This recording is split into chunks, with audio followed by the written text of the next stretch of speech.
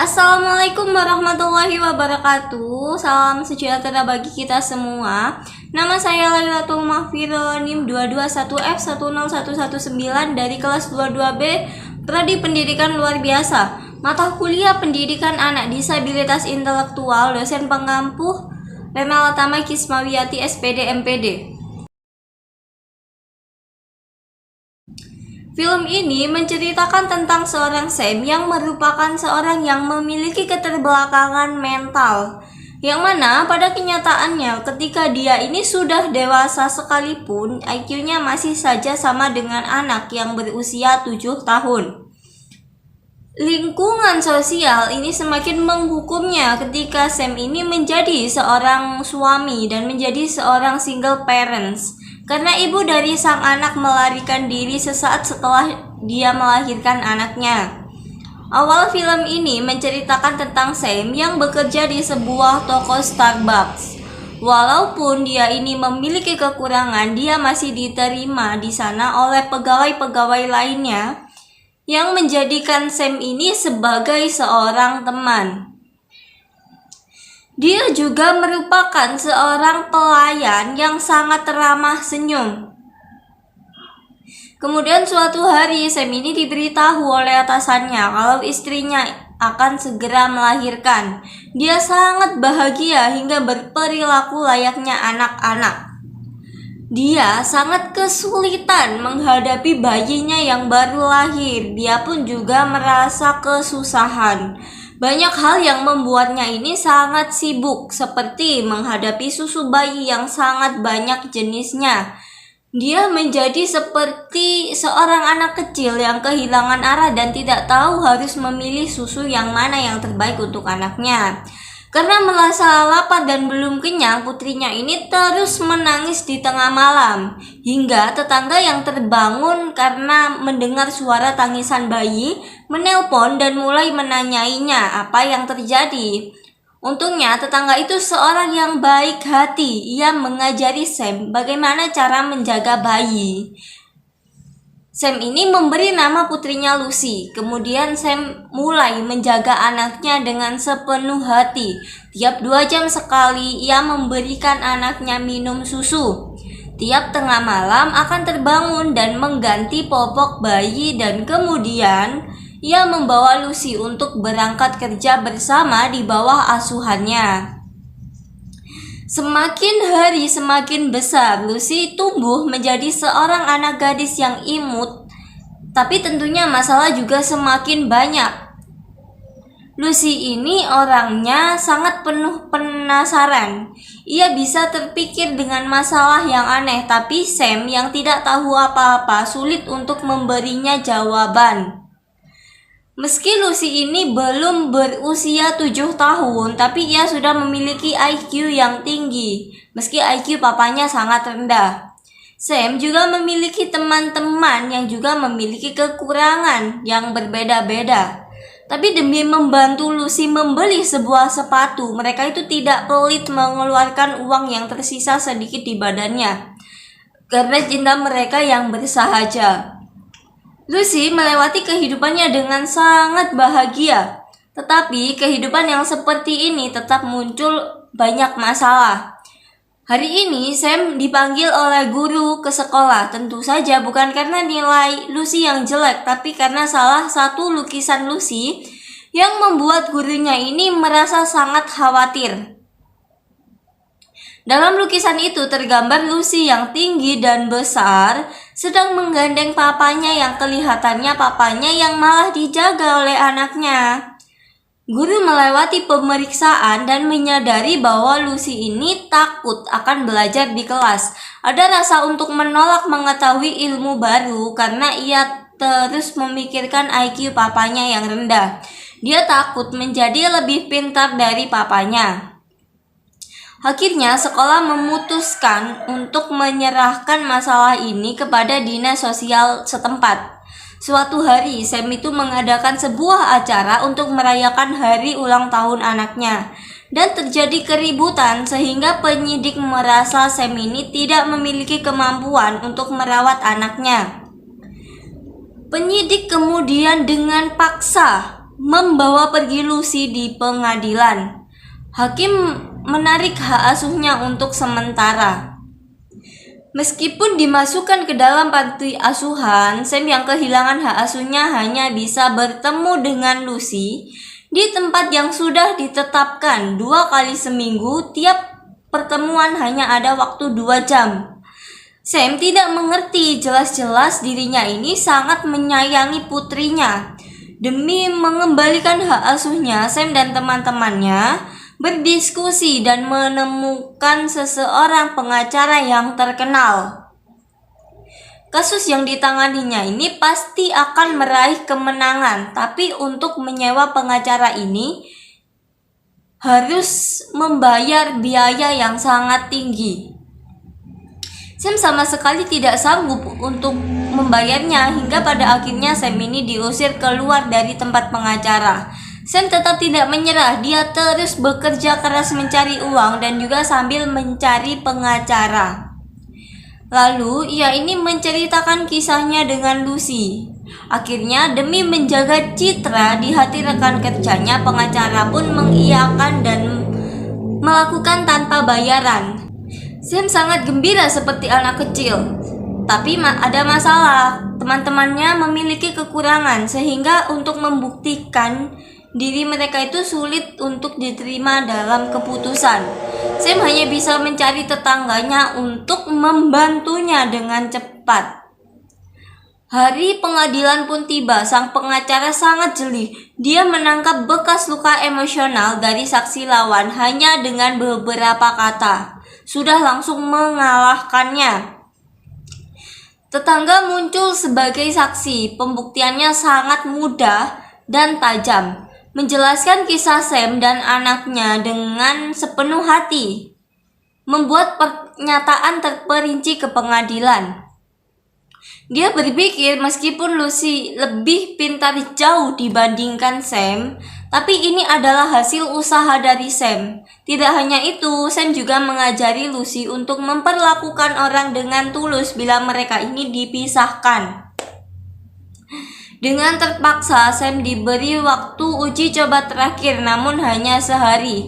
Dia harus datang dengan baik. Ia berlatih dengan pengacara pada saat malam. Namun saat dia datang di persidangan, penampilannya itu acak-acakan karena pekerjaannya. Saat ditanya, dia menjawab dengan baik. Namun saat pengacara lawan yang menanyainya, ia teringat dengan anaknya. Dia merasa dia kurang mampu memberikan yang terbaik untuk anaknya karena dia memiliki kekurangan. Akhirnya pengadilan memutuskan ia tidak bisa lagi mengasuh anaknya dengan baik, dan akhirnya Lucy bersama dengan orang tua angkatnya pergi dari pengadilan. Sam pun terpuruk, ia mengunci diri. Pengacara yang kesal karena tingkah laku Sam akhirnya memberitahunya bahwa Sam masih memiliki kesempatan untuk mengambil kembali hak asuh anaknya. Walaupun kesempatan itu sangat kecil, tapi dia masih boleh mencobanya untuk membicarakannya dengan keluarga baru Lucy. Bila mereka bersedia, Sam bisa bersama-sama dengan keluarga itu untuk mengasuh Lucy. Sam pun mulai punya harapan. Dia mengganti pekerjaannya dan pindah ke daerah sekitar rumah baru Lucy.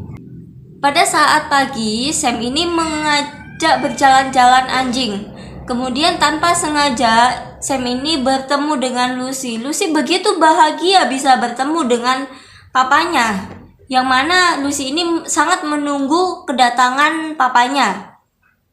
Kemudian Lucy melakukan aktivitas baru bersama papanya. Dia menerobos jendela ketika malam, membawa anjing berjalan-jalan ketika pagi, dan Sam mengantar Lucy ke rumah orang tuanya ketika Lucy ini telah terlelap, dan itu terus berlanjut. Karena terenyuh, ibu angkat Lucy ini mengantar Lucy kepada Sam karena ia merasa bahwa Sam ini mampu untuk mengasuh Lucy. Dan akhirnya Sam bisa mengasuh kembali Lucy bersama dengan orang tua angkat Lucy. Nah, masalah yang dialami oleh Sam di sini adalah hambatan intelektual atau kelainan yang meliputi fungsi intelektual umum di bawah rata-rata, yaitu IQ 84 ke bawah. berdasarkan tes memiliki intelijensi yang signifikan berada di bawah rata-rata dan disertai dengan ketidakmampuan dalam adaptasi perilaku yang muncul dalam masa perkembangannya. Disabilitas intelektual itu dapat ditandai dengan tingkat IQ yang di bawah standar rata-rata, kemudian kesulitan memproses informasi dan keterbatasan dalam berkomunikasi, bersosialisasi, dan kepekaan terhadap lingkungannya. Beberapa jenis disabilitas intelektual itu adalah Down syndrome dan keterlambatan tumbuh kembang. Jika Anda ini ingin membantu anggota keluarga atau kerabat yang merupakan penyandang disabilitas intelektual, pahami terlebih dahulu bahwa mereka itu butuh waktu, kesabaran, dan perhatian lebih dari orang normal.